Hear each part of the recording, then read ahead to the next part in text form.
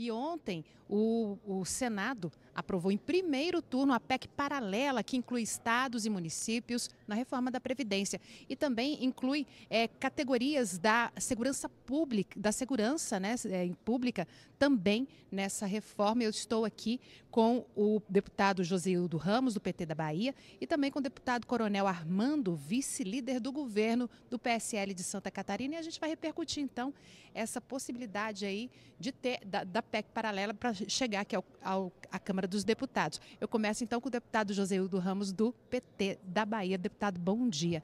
Qual a sua avaliação sobre essa PEC paralela? Olha bem, ela nasce, como o nome diz, paralela, por conta de que houve um equívoco entre as duas casas de que essa discussão deveria ser feita para e passo de uma maneira global. Então foi um arranjo para poder não deixar de discutir e para, em discussão paralela, evitar que a matéria que foi antes principal voltasse a ser discutida aqui no plenário da Câmara Federal.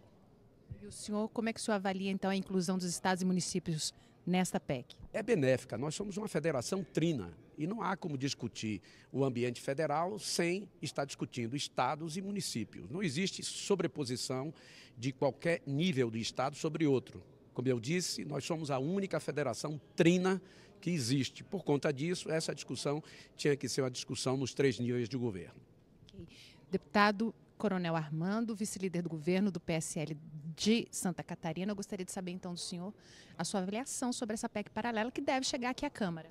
Bom, eu acho que foi uma solução inteligente, de forma que na PEC paralela fossem tratados assuntos que ficaram fora e ficou fora da proposta da PEC, estados e municípios, porque não houve um acordo aqui na Câmara. Então, tratando somente desse tema, nós ganhamos em agilidade. Eu acho que a aprovação, a promulgação da reforma da Previdência na próxima terça-feira é uma conquista de todos os brasileiros, do Executivo que encaminhou a proposta aqui da Câmara dos Deputados, do Senado, que fizeram uma melhoria dentro do possível da reforma da Previdência. Então, eu acho muito positivo. A continuidade dela pela PEC paralela, que terá a segunda votação do Senado, também vai ser discutida na Câmara e nós temos que pensar sempre que nós temos que ter agilidade, assim como a justiça, quando é tardia, ela não é justa, quando nós parlamentares não atuamos na hora prevista, também nós estamos sendo injustos com a nossa população. Ok, deputado, agora com relação, vamos falar então agora dos temas que foram debatidos ontem no plenário da Câmara, que tem a ver com o FGTS, que institui aí o salário o saque aniversário para sacar o FGTS e também aí transformou a polícia, né, os agentes penitenciários em polícia penal. Eu começo então com o deputado Joseildo Ramos. Deputado, qual a sua avaliação sobre essa medida provisória que foi aprovada ontem, instituindo o saque aniversário para o FGTS?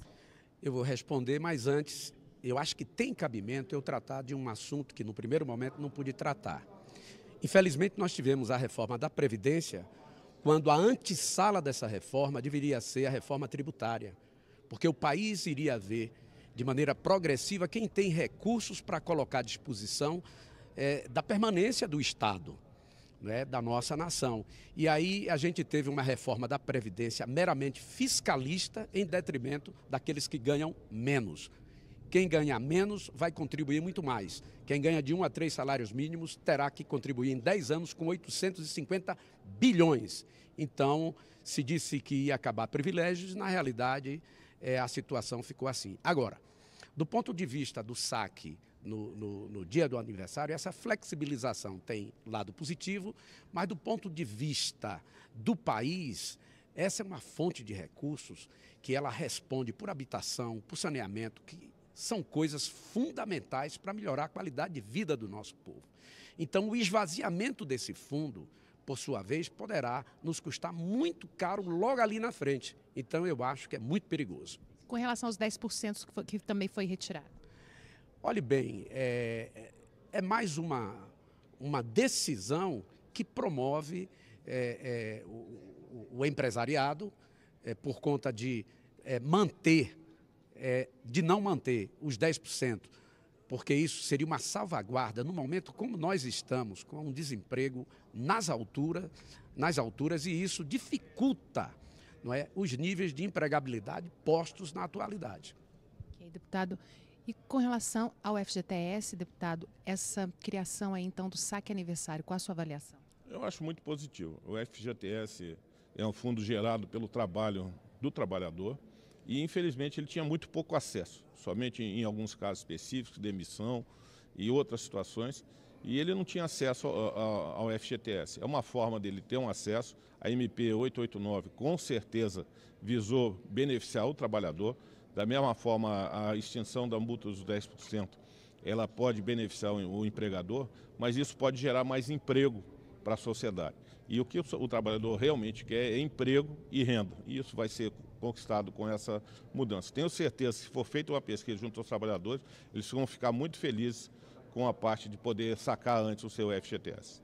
E ontem também o plenário da Câmara concluiu, então, o segundo turno da proposta de emenda à Constituição que institui a Polícia Penal, que transforma os agentes penitenciários em Polícia Penal. Qual a sua avaliação, deputado? Olha, eu acho importante que tenha sido feito isso, porque a Polícia Penal faz parte do escopo da segurança pública. Eles estavam fora do artigo 142, que trata das Forças Armadas, mais do 144, agora vão ser incluídos, vão ter seus direitos, vão ser protegidos de uma carreira que realmente é perigosa. O agente penitenciário está em contato com os presos, a sua família, ele é visado, então ele tem que ter uma salvaguarda, sim, do Estado. É uma função muito importante para o Brasil. Deputado, e a sua avaliação com relação à Polícia Penal? Olha bem, nós tivemos um momento de convergência. Então, esta casa votou praticamente à unanimidade, apenas o Novo votou de maneira diferenciada contra essa iniciativa que favorece a estruturação do Estado. Então, nós da oposição votamos totalmente favorável e acreditamos que essa convergência é em favor do país. Uma outra questão que deve ser debatida aqui na Câmara dos Deputados, no Congresso Nacional, é a reforma administrativa que o governo está preparando para mandar aqui para o Congresso. E ontem o presidente da Câmara, o deputado Rodrigo Maia, ele sinalizou que pretende votar essa reforma até julho de 2020. Eu quero repercutir aqui com os deputados que estão conosco. Deputado Joséildo, qual a sua avaliação? Assim, é claro que o governo ainda está preparando essa reforma, mas já existem aí algumas sinalizações com relação a gastar menos e gastar bem no serviço público. Qual a sua avaliação? Existe, assim, já alguma coisa que a gente possa falar sobre isso? Olha bem, nós temos que esperar, porque é uma medida estruturante, portanto, é uma medida que vem para ela ter sua eficácia em longo prazo, portanto, não é algo que a gente pode sair na frente identificando quaisquer problemas que tenham. Eu só acho que é uma medida que ela precisa de um ambiente de discussão onde os setores da sociedade, principalmente funcionalismo público federal, estadual e municipal, sejam ouvidos. Então, na realidade, é um ambiente onde medidas estruturantes ela tem que pugnar a partir da convergência dos principais atores nessa cena. E isso me parece que não é a máxima desse governo. Ok, deputado. E com relação a essa reforma, deputado, qual é a sua avaliação? Olha, primeiro, é mais uma reforma necessária ao Brasil. Nosso país estava engessado, cada vez com uma maior dívida e sem recursos para investir em infraestrutura, em saúde, em educação, em pesquisa. Então, nós estamos numa situação muito grave com a dívida aumentando. As reformas que estão sendo feitas, a Previdência, a tributária, a reforma administrativa, são mais do que necessárias. É óbvio que tem que partir de um lado, e partiu do Executivo, dando entrada ali no Senado. Eu estava presente na sua unidade, o presidente falou, essa reforma é importante para o país, mas vocês vão melhorar.